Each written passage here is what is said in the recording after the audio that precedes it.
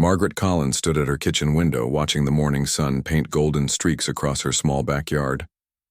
At 52, she had grown used to quiet mornings like this. The house felt too big now, filled with memories and empty spaces, where her husband Robert used to be. 3 years had passed since the cancer took him away, but some mornings still felt like the first day without him. She poured herself a cup of coffee and walked past the living room, where the old upright piano sat against the far wall. For 20 years it had been nothing more than a piece of furniture, collecting dust and holding family photos. Robert always said he would learn to play it someday. Margaret never thought she would be the one to finally lift the heavy wooden cover and press the yellowed keys. It started by accident. One lonely evening last winter, she had been cleaning and accidentally bumped into the piano bench. When she sat down to rest, her fingers found the keys almost by themselves. The sound was terrible at first, like a cat walking across the keyboard. But something about making any sound at all in the silent house felt good, so she kept trying. Margaret worked at Miller's grocery store on Main Street, scanning items and making small talk with customers who barely looked at her face. She had worked there for 15 years, always polite, always reliable, always forgettable. Her supervisor, Jim Parker, barely noticed when she was there and never noticed when she took her breaks. To most people in Cedar Falls, Iowa, Margaret Collins was just another quiet woman who blended into the background. But in the evenings, when she came home to her empty house, Margaret became someone different. She would sit at the piano and let her fingers explore the keys. She had no teacher, no books, no method. She simply played what felt right. At first, she could only make simple melodies, like children's songs she remembered from long ago. But as the months passed, her fingers grew stronger and more sure. The music became her companion. When she felt sad about Robert, she played slow, gentle notes that seemed to understand her pain. When she remembered happy times, the music became lighter, like birds singing in spring. She never thought about whether she was playing correctly or incorrectly. She only knew that the piano listened to her in a way that nothing else did. 1. Tuesday evening in late spring, her neighbor Betty Williams knocked on her door. Betty was 70 years old with white hair and a kind smile. She lived in the small house next door and often brought Margaret homemade cookies or vegetables from her garden.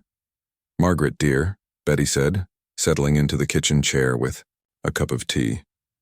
"I hope you don't mind me saying, but I've been hearing your piano playing through my bedroom window. It's quite beautiful." Margaret felt her face turn red. "Oh, I'm sorry if it's been too loud. I never thought about the noise." No, Betty waved her hand. "It's wonderful. You have a real gift. Have you been taking lessons?"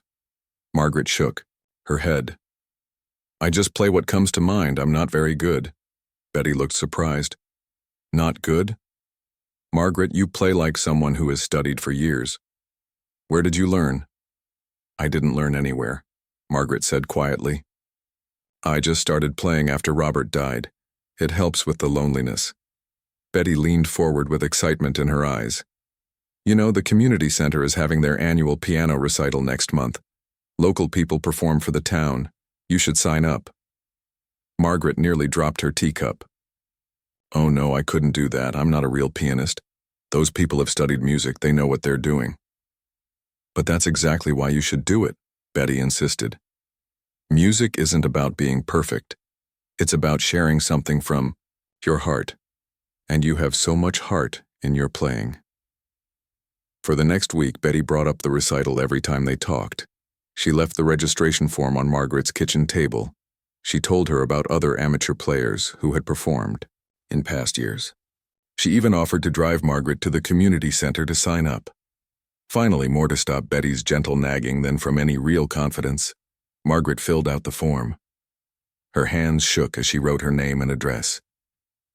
Under "Piece to be performed," she wrote, "Original composition," because she didn't know the name of any real songs, and she had been working on one particular melody for months. The day she turned in the form, the woman at the community center looked at it with raised eyebrows. "Original composition? Are you a music teacher?" No, Margaret said quickly. I work at the grocery store. The woman's expression became puzzled, but she smiled politely and put the form in a folder. Well, the recital is on Saturday, June 15th at 7 o'clock. Be here 30 minutes early. Walking home, Margaret wondered what she had gotten herself into. She had never played for anyone except Betty, who only heard through the thin walls between their houses. The idea of sitting at a piano in front of strangers made her stomach feel sick. But that evening, she sat at her piano as usual and began to play. The melody that flowed from her fingers was the same one she had been working on for months. It started soft and sad, like the sound of missing someone. Then it grew stronger, like learning to live alone. Finally, it became peaceful, like accepting that life goes on even after loss. As she played, Margaret realized that this piece was her story. Every note came from her own experience. Every pause represented a moment when she had to stop and breathe through the pain. Every gentle resolution was a small victory over grief. Maybe Betty was right. Maybe this wasn't about being a perfect pianist. Maybe it was about sharing something real with other people. Margaret had lived her whole life trying to be invisible, trying not to bother anyone or take up too much space. But her music was different. Her music was honest. The recital was still 3 weeks away, but for the first time since filling out the form, Margaret felt a tiny spark of something that might have been excitement. She had no idea that her simple melody, born from loneliness and shaped by love, would soon change her life forever. Outside her window, Betty Williams smiled as the beautiful music drifted through the evening air, carrying with it the promise of something wonderful about to happen. The evening of June 15th arrived with a warm breeze that carried the scent of blooming roses through Cedar Falls. Margaret Collins sat in her bedroom, staring at the dress she had laid out on her bed. It was navy blue with small white flowers, the same dress she wore to church on special occasions. She had bought it 10 years ago for Robert's company Christmas party, and it still fit well enough. Her hands trembled as she applied a thin layer of lipstick. In the mirror, she saw a woman who looked older than her 52 years, with gray streaks in her brown hair and worry lines around her green eyes. She had never been beautiful, but Robert used to say she had a kind face. Tonight, that kind face looked terrified.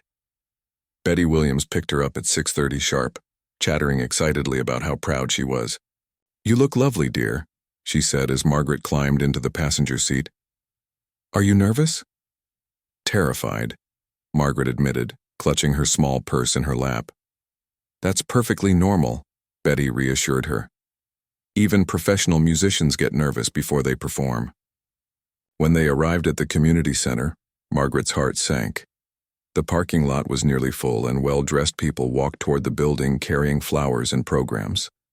Through the large windows, she could see the auditorium filling, with chairs arranged in neat rows facing a small stage where a beautiful black piano waited under bright lights.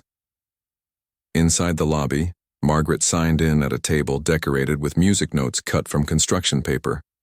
The woman behind the table, who introduced herself as Carol Foster, looked at Margaret with barely disguised surprise. "You're Margaret Collins? The one performing the original composition?" Carol's voice carried a tone of polite confusion. "I don't think I've seen you at any of our other musical events. This is my first time," Margaret said quietly. Carol handed her a program and pointed toward the auditorium. "You're number 12 on the list. That should give you plenty of time to get comfortable. The green room is behind the stage if you need somewhere to wait." Margaret looked at the program and felt her stomach drop. The other performers had impressive descriptions next to their names. Lisa Chang, piano instructor at Cedar Falls Music Academy, performing Chopin's Nocturne in E-flat major. Daniel Roberts, senior music student at State University, performing Rachmaninoff's Prelude in C-sharp minor. Next to her own name, it simply said, "Margaret Collins, original composition." She and Betty found seats in the back corner of the auditorium. Margaret chose a chair on the aisle, thinking she might need to escape quickly if her nerves got the better of her. As more people arrived, she noticed how they greeted each other with familiarity. These were people who attended concerts together, who knew about music, who belonged in this world. At 7 o'clock sharp, a tall man with silver hair walked onto the stage. The program identified him as Maestro Richard Harrison, conductor of the Regional Symphony Orchestra and the evening's distinguished judge. He wore an expensive-looking black suit and carried himself with the confidence of someone accustomed to being the most important person in the room. "Good evening, ladies and gentlemen," his voice carried easily through the auditorium without a microphone. "Welcome to our annual community piano recital. Tonight we celebrate the joy of music making at all levels, from our youngest students to our most experienced amateur pianists." Margaret noticed that he emphasized the word amateur in a way that didn't sound entirely complimentary. She watched him take his seat in the front row, where a small table held a notebook and an expensive-looking pen. The first performer was Lisa Chang, the piano instructor.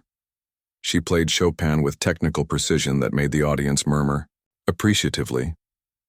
Margaret felt intimidated just listening to the complex runs and delicate phrasing. When Lisa finished, Maestro Harrison nodded approvingly and made several notes in his book. Next came Daniel Roberts, the university student. His Rachmaninoff was powerful and dramatic, filling the auditorium with thunderous chords and lightning-fast passages. The audience applauded enthusiastically, and several people in the front rows leaned over to whisper compliments to each other. As the evening progressed, Margaret realized there were two distinct groups in the audience. The serious, music people sat in the front, taking notes and discussing technique during the brief pauses between performances. Behind them sat family members and friends, politely clapping but clearly out of their depth when it came to understanding what they were hearing. She also noticed something else.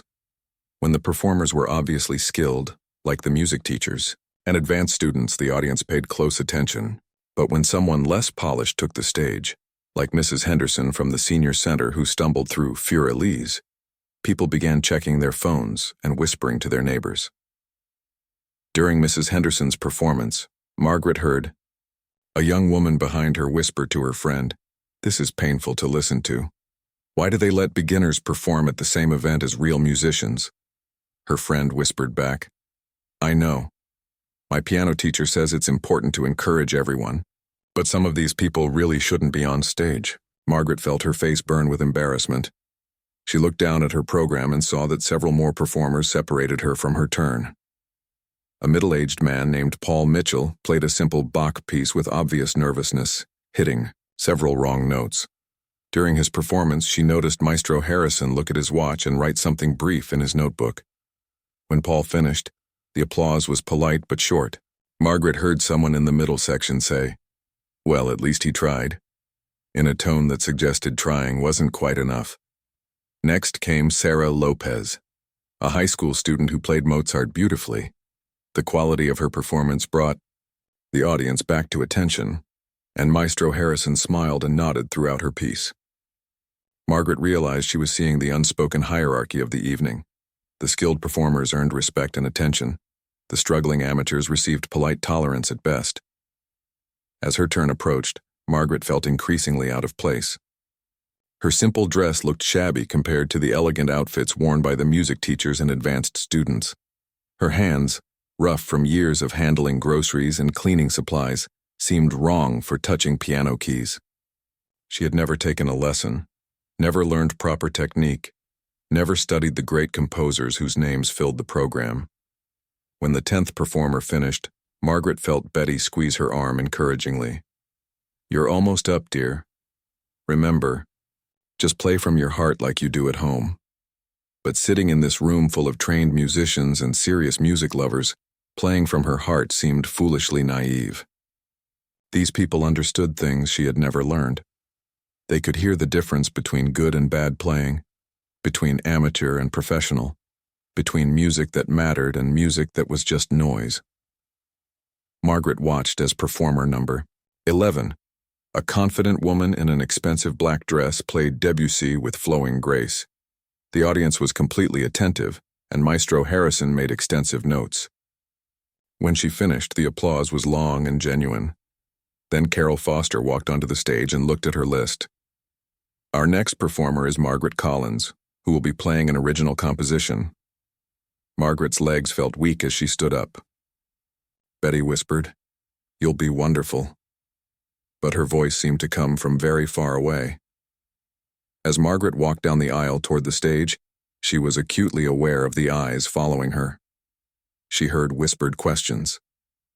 Who is she? Original? Composition? I've never seen her before. In the front row, Maestro Harrison glanced up from his notebook with an expression of mild curiosity mixed with resignation. His pen was poised to write, but his attention seemed already focused on checking how many performers remained on the list.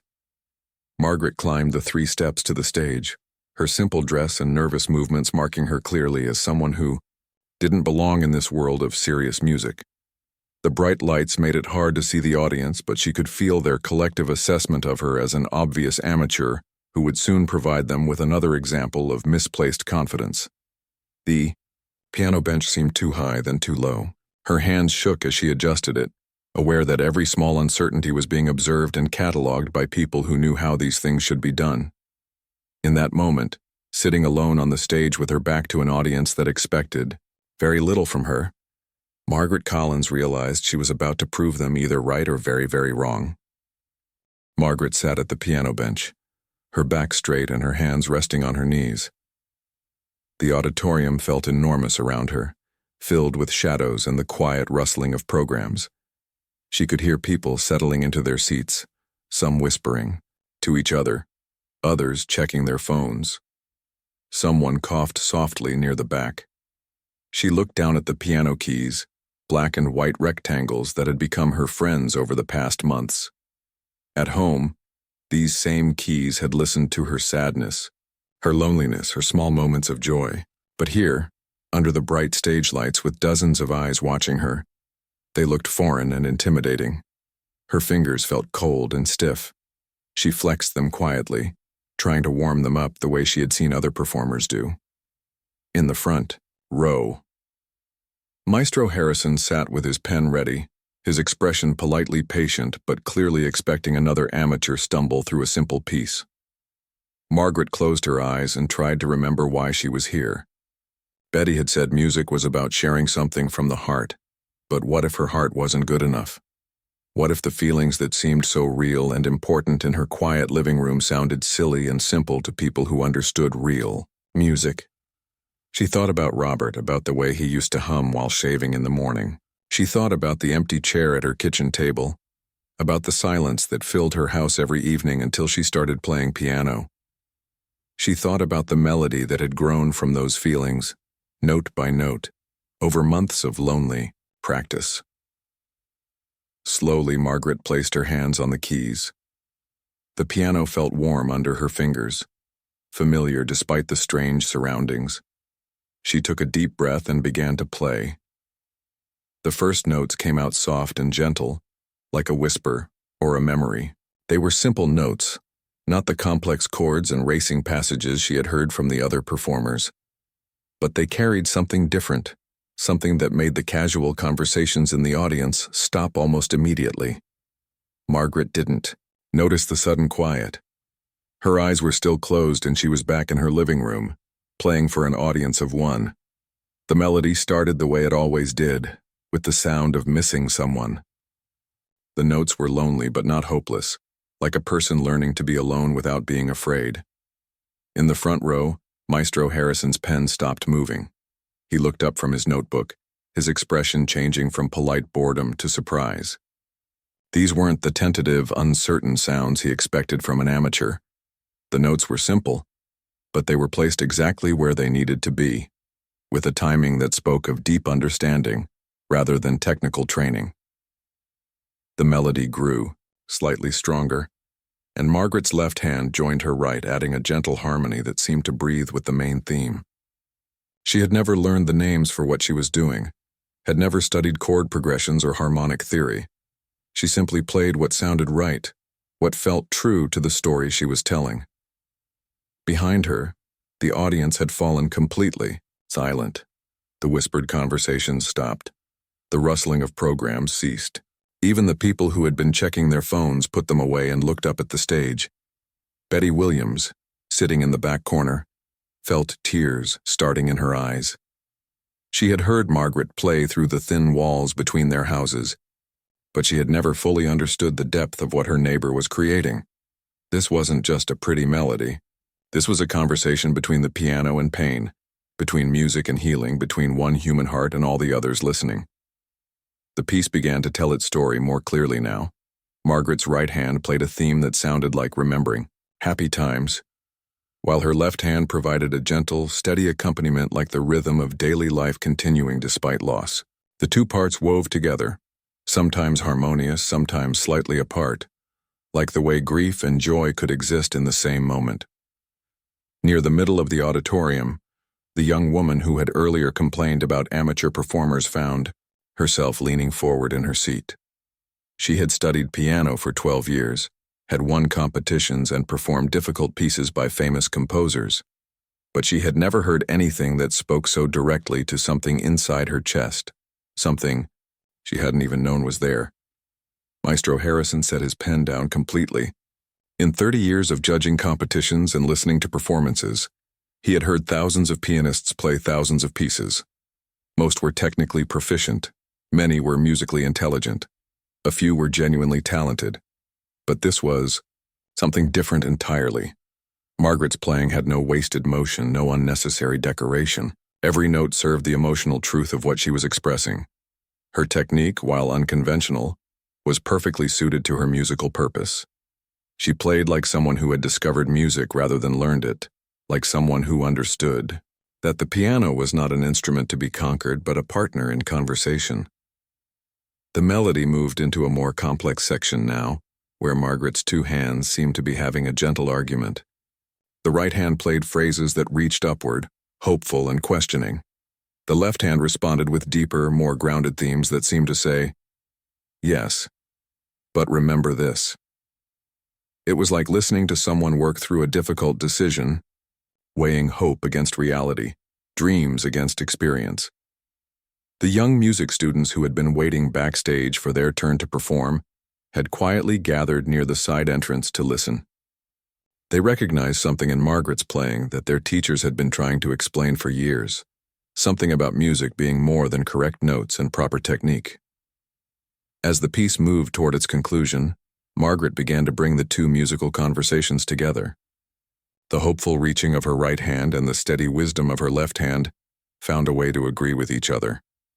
The melody that had started with loneliness was transforming into something that sounded like acceptance, like peace made from pieces of sadness and gratitude. In the front row, Maestro Harrison found himself completely absorbed in the music. He had stopped thinking about judging or evaluating. He was simply listening, the way he had listened to music as a child before he learned to analyze and critique, before he became a professional who heard technique and structure before he heard feeling. Margaret played the final phrases with a gentleness that seemed to hover in the air even after the notes stopped. The last chord was simple and quiet, like a door closing softly or a breath being released after being held for a long time. When the music ended, the silence that followed was different from the polite pause that usually came between performances.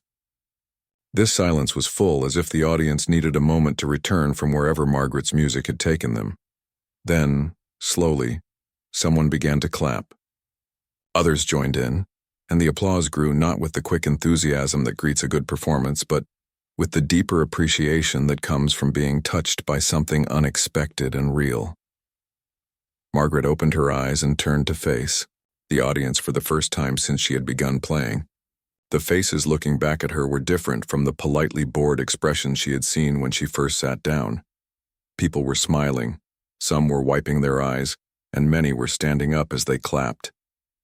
But it was the expression on Maestro Harrison's face that surprised her most. The distinguished conductor was looking at her not with the patronizing approval she had expected, but with genuine respect and something that looked very much like wonder.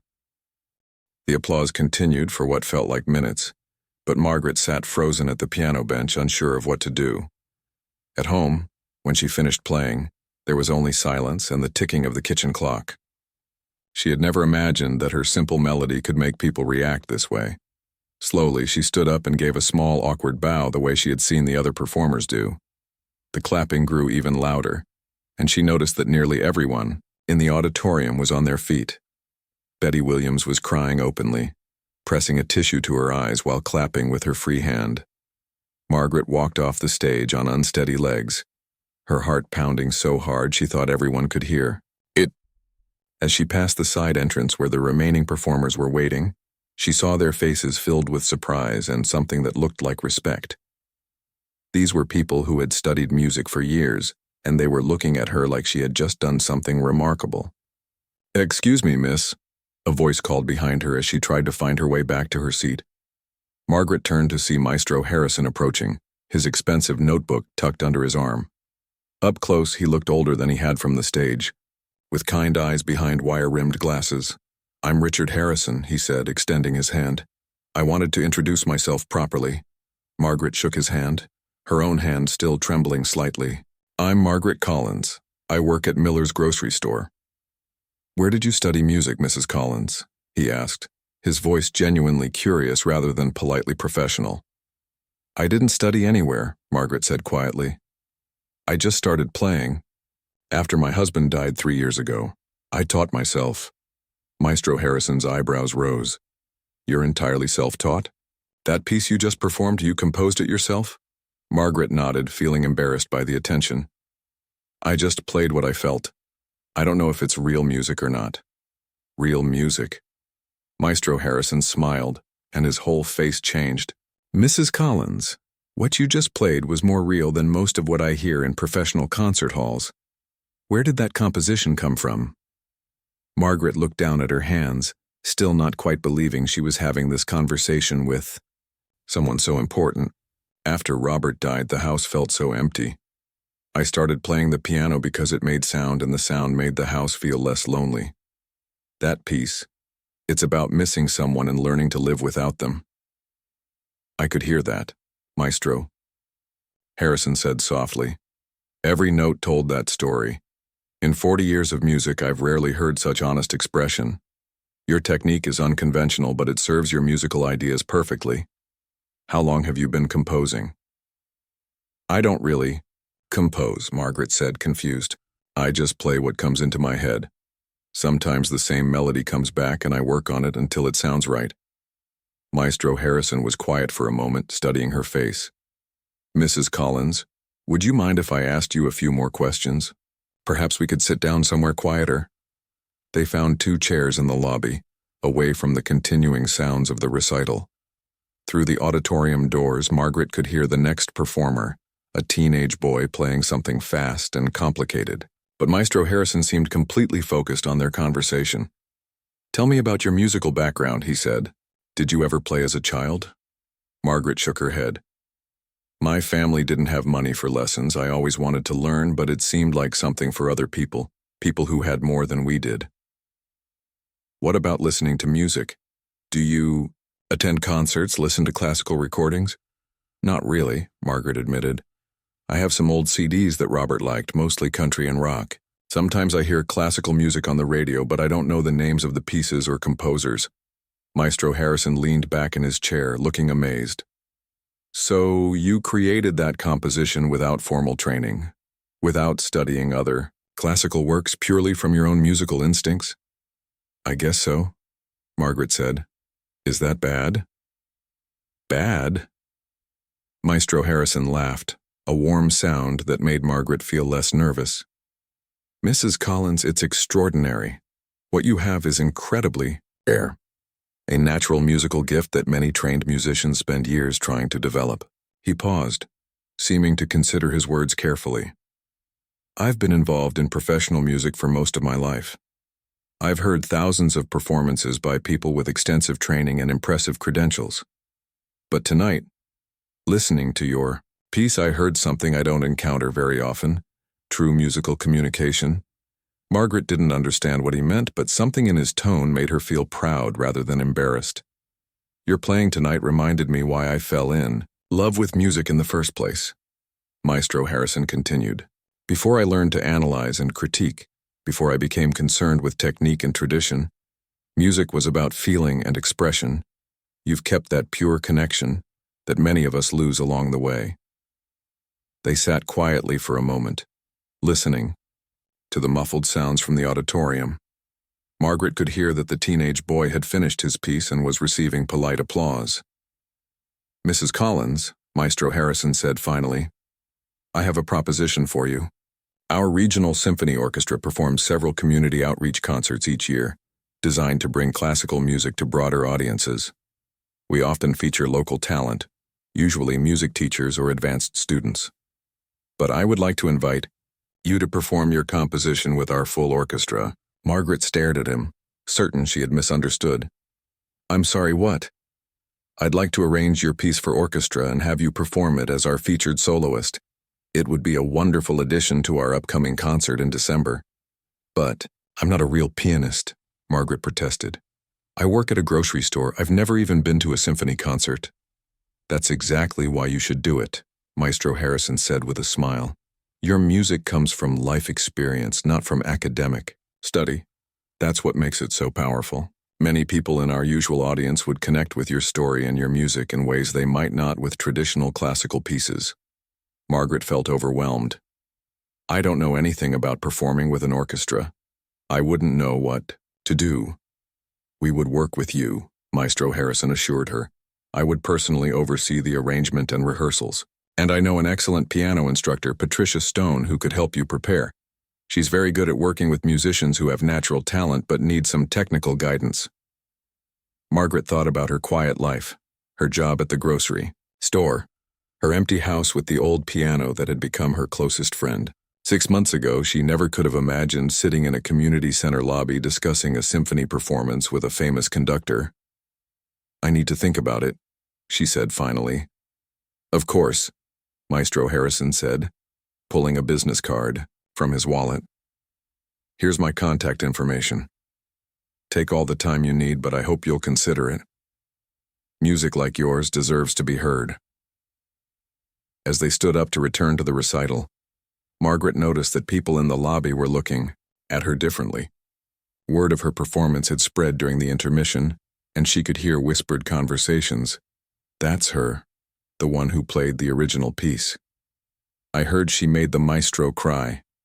She's never had a lesson in her life." Walking back into the auditorium, Margaret felt like she was seeing the world from a completely different angle.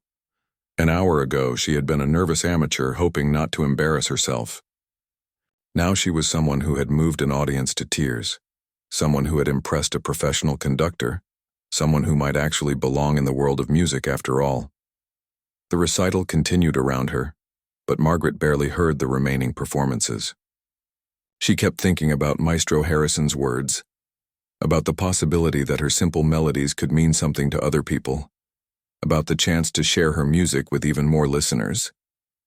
For the first time in 3 years, Margaret Collins felt like she might have found not just a way to fill the empty hours, but a purpose she had never known she was looking for. 3 days after the recital, Margaret still felt like she was living in someone else's life. She stood behind the cash register at Miller's grocery store, scanning items and making change, but her mind kept drifting back to Saturday night. Every time she remembered the applause, the standing ovation, and Maestro Harrison's words, she wondered if it had all been a dream. The business card he had given her sat on her kitchen table, proof that the conversation had really happened. She had read it dozens of times. Richard Harrison, music director and conductor, Regional Symphony Orchestra. Below that, his phone number and email address written in elegant handwriting. "You've been quiet today," said Jim Parker, her supervisor, as he walked past her register during the afternoon lull. "Everything okay?" Margaret nodded and forced a smile.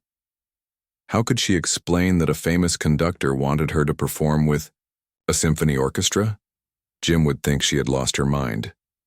But word was already spreading through Cedar Falls in the way that news travels in small towns. Betty Williams had called her sister in the next county. Carol Foster from the community center had mentioned it to her book club. The young music students who had witnessed her performance were telling their teachers. By Wednesday, Margaret's phone was ringing regularly. A reporter from the Cedar Falls Gazette wanted to write a story about her. The local radio station requested an interview. Even her co-workers at the grocery store were looking at her with curiosity and newfound respect. "Is it true you're going to play with the symphony?"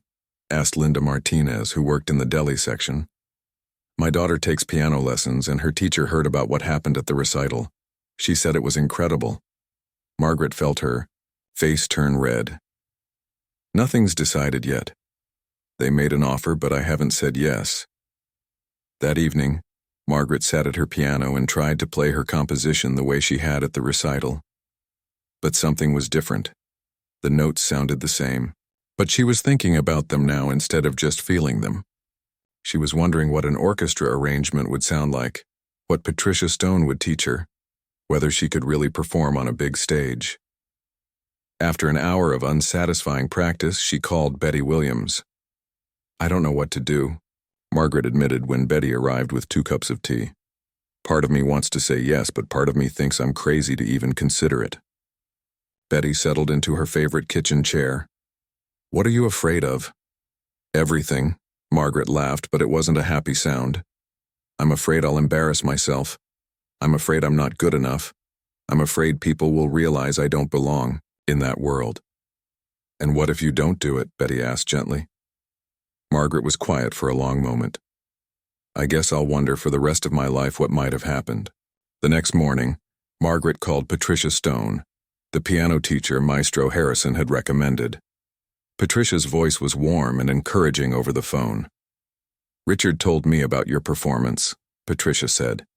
"He was quite impressed, and Richard doesn't impress easily.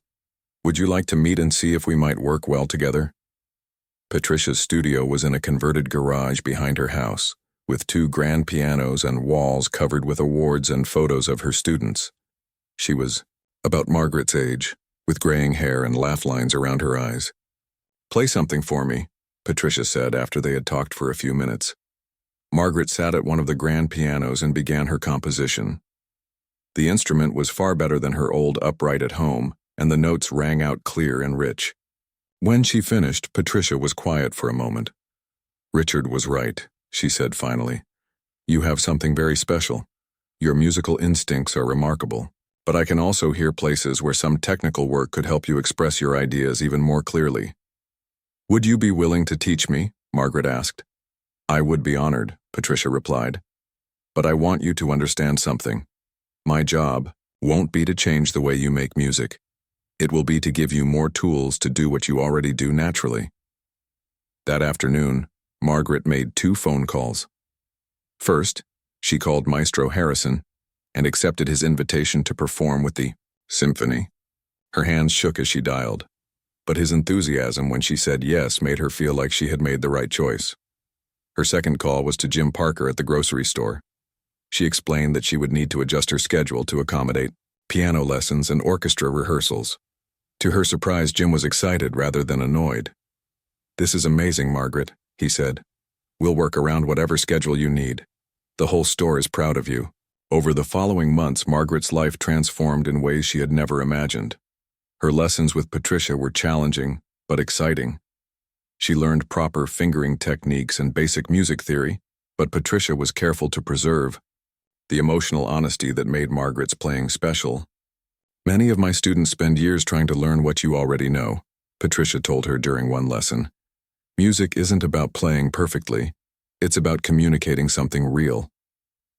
The orchestra rehearsals were intimidating at first. Margaret had never seen so many professional musicians in one place, and the arrangements of her simple composition for full orchestra were overwhelming.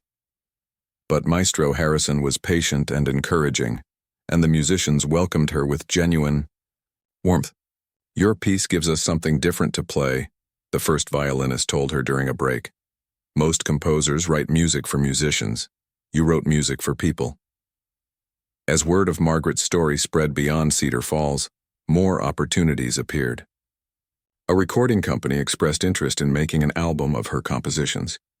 Music schools invited her to speak to their students about finding authentic expression. Other amateur musicians began reaching out, inspired by her example to pursue their own musical dreams. But the most meaningful change was in Margaret herself. The woman who had spent years trying to be invisible had found her voice. At the grocery store, she chatted more easily with customers. In her neighborhood, she organized informal musical gatherings where people could share whatever they loved to play or sing. The symphony performance in December was everything Margaret had dreamed. and more. The auditorium was packed with people, from Cedar Falls and beyond, who had come to hear the grocery store clerk who had surprised a maestro. When she walked onto the stage in a beautiful new dress that Betty had helped her choose, the audience was already applauding. Playing her composition with full orchestra was like hearing her own thoughts spoken by a crowd of wise friends. The strings carried her melody with such richness, the woodwinds added colors she had never imagined, and the gentle percussion marked the rhythm of her heart. When the final notes faded, the standing ovation lasted nearly 5 minutes. But for Margaret, the most important moment came afterward, when a young girl approached her in the lobby. "My grandma died last year," the girl said quietly. "Your music sounded like how I feel about missing her. Thank you for playing it." Standing in that crowded lobby, surrounded by congratulations and requests for autographs, Margaret finally understood what Maestro Harrison had meant about musical communication. Her simple melody, born from loneliness in a quiet house, had traveled across an auditorium full of people and found its way into the heart of a grieving child. Robert would have been proud, she thought, but more importantly, Margaret Collins was proud of herself. The woman who had once believed she was ordinary had discovered that there was nothing ordinary about sharing your truth with the world, one honest note at a time.